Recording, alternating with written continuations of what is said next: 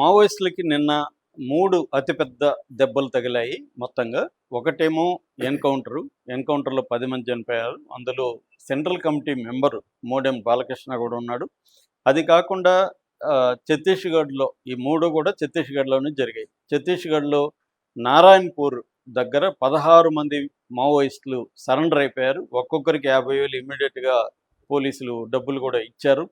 అట్లాగే బీజాపూర్‌లో ఛత్తీస్‌గఢ్‌లోనే బీజాపూర్‌లో 26 మంది మావోయిస్టులని పోలీసులు అరెస్ట్ చేశారు. అంటే ఇక్కడ ఒక 26, అదొక 16 ప్లస్ 10 మంది ఎన్‌కౌంటర్‌లో చనిపోయారు. సరే, సరెండర్ అయినది అరెస్ట్ పక్కన పెడితే ఈ ఎన్‌కౌంటరు ఎలా జరిగింది? ఎవరు చనిపోయారు? ఇందులో సీసీ మెంబర్‌గా ఉంటున్న మోడెం బాలకృష్ణ తెలంగాణ వ్యక్తి. సో, అతని బయోగ్రఫీ ఏంటి? దీనివల్ల మావోయిస్టులకి ఏ స్థాయి దెబ్బ తగిలింది? ఇప్పటివరకు సీసీ మెంబర్లు ఎంతమంది చనిపోయారు? సెంట్రల్ కమిటీ మెంబర్లు, ఈ విషయాలు మాట్లాడుకుందాం.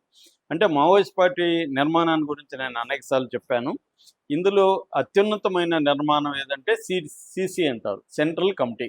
సెంట్రల్ కమిటీనే మొత్తం మిగతా అన్ని కమిటీల్ని మానిటర్ చేస్తూ ఉంటుంది మావోయిస్టులో. ఈ సెంట్రల్ కమిటీలో దాదాపు 40 మంది సభ్యులు ఉంటారనమాట. అంటే దేశవ్యాప్తంగా వివిధ రాష్ట్రాల నుంచి సెంట్రల్ కమిటీలకి మెంబర్స్ వెళ్తారు.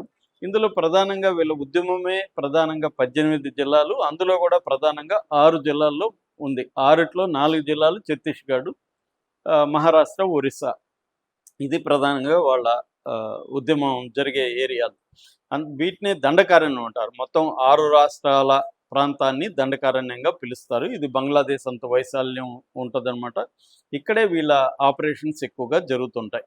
ఇప్పుడు ఏమైందంటే ఛత్తీస్గఢ్లో గరియాబంద్ జిల్లాలో మైనాపూర్ పోలీస్ స్టేషన్ పరిధిలో బాలాడిగ్గీ అనే ఏరియాలో నిన్న ఎన్కౌంటర్ జరిగింది.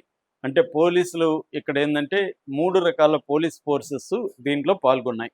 ఒకటేమో ఛత్తీస్గఢ్ పోలీసులు, రెండోదేమో ఎస్టీఎఫ్ స్పెషల్ టాస్క్ పోలీసులు, మూడోదేమో కోబ్రా. కోబ్రా అంటే commando battalion of resolute action అంటారు. దీన్ని కోబ్రాగా పిలుస్తారు.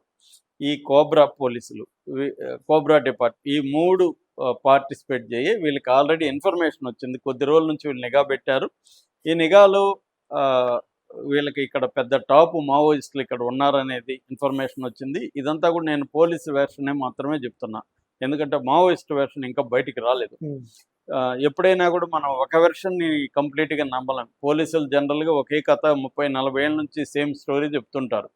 అంటే మాకు ఇన్ఫర్మేషన్ వచ్చింది, మేము వెళ్ళాము, మావోయిస్టులను సరెండర్ అవ్వమన్నాము, వాళ్ళు సరెండర్ అవ్వకుండా మా మీద కాల్పులు జరిపారు, మేము ఆత్మరక్షణ కోసం కాల్పులు జరిపాము, తర్వాత చూసుకుంటే ఇన్ని శవాలు ఉన్నాయి, ఈ పుస్తకాలు దొరికాయి, గన్స్ దొరికాయి, అమ్యునిషన్ దొరికింది. ఇది రొటీన్గా 40 ఏళ్ళకు ముందు కూడా సేమ్ స్టోరీ, ఇప్పుడు కూడా సేమ్ స్టోరీ. అప్పుడప్పుడు చిన్న మార్పులు ఉంటాయి తప్ప మేజర్ స్టోరీ మాత్రం ఇదే లైనే. సో ఇప్పుడు కూడా అదే చెప్పారు. వెళ్ళారు వాళ్ళు, మావోయిస్టులకి లొంగిపోమంటే వాళ్ళు కాల్పులు జరిపారు, వీళ్ళు జరిపారు, వీళ్ళకేమి చిన్న గాయం కూడా ఎవరికి కాలేదు, వాళ్ళు మాత్రం 10 మంది చనిపోయారు. ఇది స్టోరీ. మామూలుగా ఇలాంటి దగ్గర ఏంటంటే వీళ్ళని పట్టుకొని కాల్చేయడమో, లేకపోతే ఆదమరిచి నిద్రపోతున్నప్పుడు కాల్చేయడమో ఏదో జరుగుంటుంది.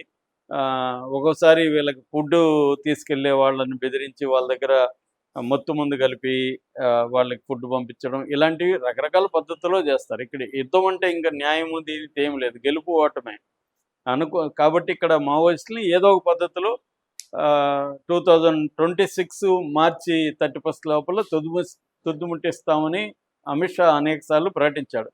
అందుకని ఇంకా దీంట్లో నీతి న్యాయం ఇవన్నీ ఏముంటాయి, ఏదో ఒక పద్ధతిలో చంపేయాలి. సో అలాగా మొత్తానికైతే వీళ్ళు వెళ్ళారు, అక్కడ వాళ్ళు కాల్పులు జరిపారు, వీళ్ళు ఆత్మరక్షణ కోసం జరిపారు, మొత్తానికి 10 మంది చనిపోయారు. ఇందులో ఇంపార్టెంట్ ఏంటంటే మోడెం బాలకృష్ణ దీంట్లో ఉన్నాడు. మోడెం బాలకృష్ణ ఎవరు అనుకున్నప్పుడు ముందుగా మోడెం బాలకృష్ణ ఒకరు, ఆయన కాకుండా ప్రమోద్ అలియాస్ పాండు, వీళ్ళిద్దరు ఇంపార్టెంట్. మోడెం బాలకృష్ణ ఏమో సెంట్రల్ కమిటీ మెంబరు, ఈ ప్రమోద్ అలియాస్ పాండు ఏమో ఒరిస్సా సంబంధించిన స్టేట్ కమిటీ మెంబర్ అనమాట. ఈయన మోడెం బాలకృష్ణ ఒరిస్సా పార్టీకి స్టేట్ సెక్రటరీ కూడా, state secretary come central committee member. ఈయనకి అరౌండ్ 58 ఇయర్స్ ఉంటాయి. ఆల్రెడీ ఆయనకి అనేక ఆరోగ్య సమస్యలతో ఆయన బాధపడుతున్నాడు. ఒకటి డయాబెటీస్ ఉంది, తర్వాత స్పాండిలైటిస్ ఉంది, ఆర్థరైటిస్ ఉంది, సయాటికా ఉంది. ఇవన్నీ ఉండడం వల్ల క్విక్‌గా మూవ్ కాలేని పరిస్థితి ఉంటది అడవుల్లో. సో, ఇది ఒక ప్రాబ్లమ్ వాళ్ళకి. ఎందుకంటే సీనియర్ లీడర్స్ ఇప్పుడు అందరూ కూడా 1980స్ ఆ ప్రాంతంలో వెళ్ళిన వాళ్ళే వీళ్ళు. 80స్‌లో ఎర్లీ 80స్‌లోనే ఎక్కువ మంది. కొండపల్లి 1980లోనే మొత్తం 7 దళాల్ని అంటే 47 మంది ఆహ్, మందిని పంపించాడు దండకారణ్యానికి. అప్పుడు ఉన్నవాళ్ళలో చాలామంది చనిపోయారు. ఆ తర్వాత వెళ్ళిన ఈ బ్యాచ్ అంతా కూడా ఈయన కూడా తర్వాత వెళ్ళినోళ్ళు. ఆ టీమ్‌లో లేడీన.